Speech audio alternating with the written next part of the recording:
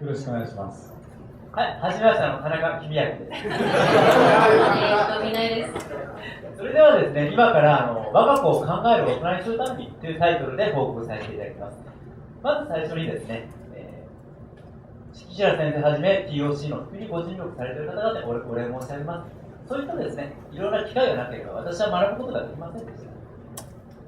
そしてですね、TOC の集まりでですね、私に声をかけていただいたり、こちらの皆に声をかけていただいた方がいっぱいいると思います。その方々にも感謝します。なぜなら、皆さんの人間性がですね、私たちを変えたというふうに考えているからです。それでは、この中に親もいっぱいおるんですけど、親として子供に何望むかっていっぱい望みあると思うんですね。大昔は末博士が大臣になったそうなんですけど、私は小さくですね、親より少しはマシになってほしいと思います。で、それにはですね、勉強することが大事だと思いますね。で、昔は宿題でとか言ったこともあるんですけど、いや、違うんですよね、やっぱり。考えることが大事なんですね、自分どうするか。じゃあ、これ長男なんですけど、長男にはこういうことが起きました。まず、お前いい男かって。うん。お前、ぶっ細工だろう。うん。お前、性格いいか。うん。暗いだろう。うん。お前、友達多いか。うん。おらんだろう。だったらもっと勉強頑張れよって言ったら、って言って勉強し始めました。で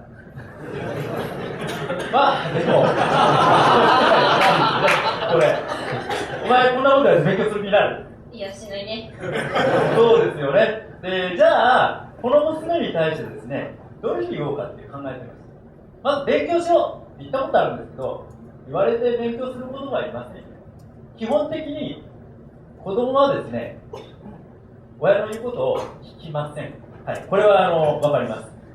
じゃあ、どうするかとですね、この父悩んでますね、一生懸命ね。ちなみにちゃんとケアありますから、私。これカップラじゃありません。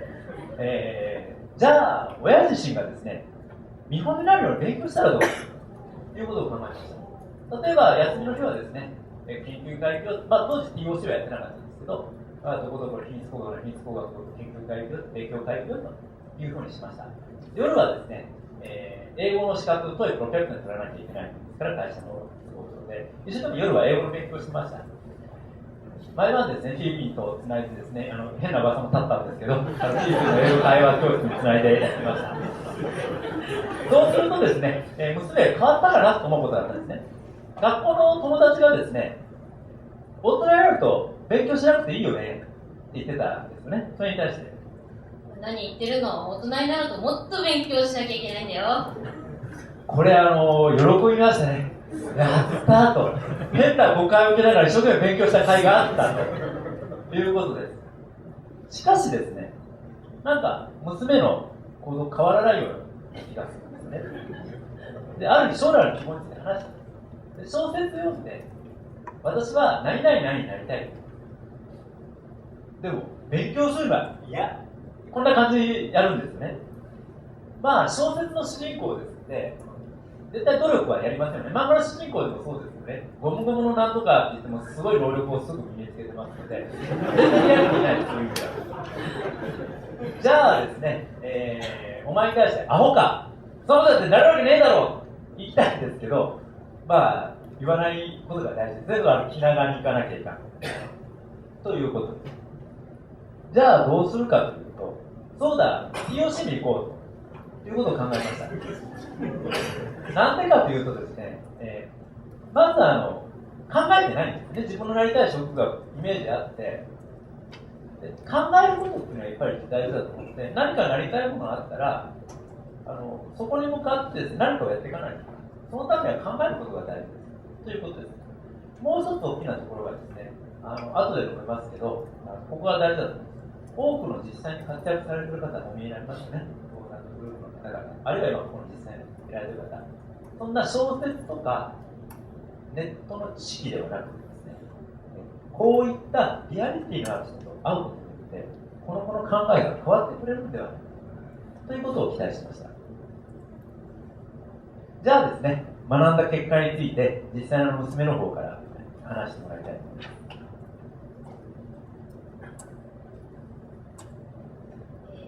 す。ブランチよくわかりません。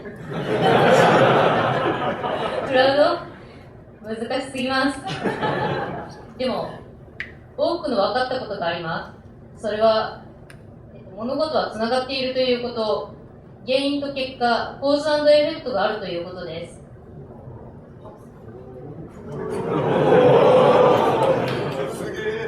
そのために一つ一つのつながりを考えることが大事だと分かりました。そこからなりたい自分になるためには学ばなければいけないということが分かりました。そして社会で活躍されている多くの方々とお会いしました。その人たちは物語の中の人物と同じくらい魅力的でした。そしてその人たちが私の目の前に立ち話しかけてくれました。とても貴重な経験でした。特に水木氏、素晴らしいです。感動しました。素敵です。そして通訳をされていた沢井さん、かっこいいです。憧れます。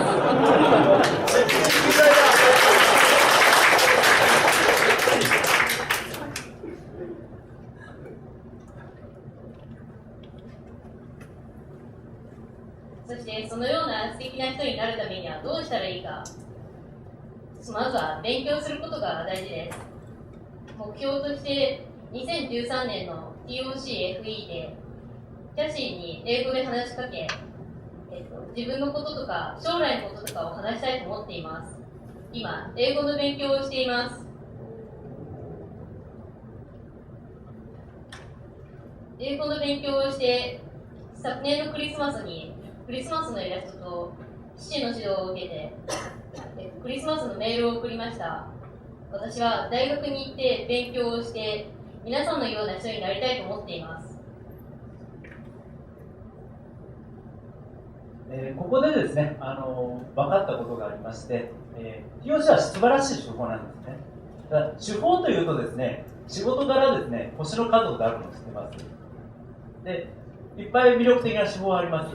じゃあ僕がなぜ2012年にTOC を聞いてハマったか、正直ハマってるんですよね。毎月のようには東京に深夜バスで行ったり、新幹線で行ったりしてました。じゃあどういうことかというと、岸田先生はじめやってる人の一人一人ですね、人間的に魅力があるわけなんですよ。じゃあ TOC って、手法としてはすごく優れてて一連の知識体ですごいんですけど、そういったことをやることによって人間力自身が磨かれるんではないかということが、この体験を通して、ね、私がそういうことを自覚しました。これは今回の TOCFE を使って一番分かったことだと思います。じゃあ次やることでですね、実はTOC の教育を社内でやろうかっていう、部内でやろうかということを考えています。その時に知識として伝えるだけではですね、なかなか本質を理解してもらえないんじゃないかということです。ここで思いという言葉を書いてるんですけど、人間的にウィンウィンの関係を目指すだとかですね、みんなが得をする、あるいは良い人間関係を作るとか、そういったですね、考え方、そういったものを伝えていかないと、本当の TOC の良さっていうのは理解してもらえないんじゃないかということを考えて、次はそういうふうに広めたいというふうに考えています。じゃあ、そうすることによってですね、何のメリットがあるかということですね。当然企業としてやっていったら、経済的メリットを求めないといけません。企業の目的は利益を出す。しかし、そこで人間性を忘れていたら大変なことになっちゃうんですね。短期的には儲けても消えちゃうんですよ。そうするためには、やはり TOC の本質的なところ、ウィンウィンの関係とか、人間力を磨く、そういったところまでやっていくことによって、人間性まで豊かにしてですね、会社、組織、国家、企業、いろんなものがずっと未来永劫続いてて豊かな社会を築けることになるんじゃないかということが、この一連のですね、親との会話を通して私が分かったことであり、行っていることのメリットです。ということを考えまして、発表を終わりたいと思います。ご清聴ありがとうございました。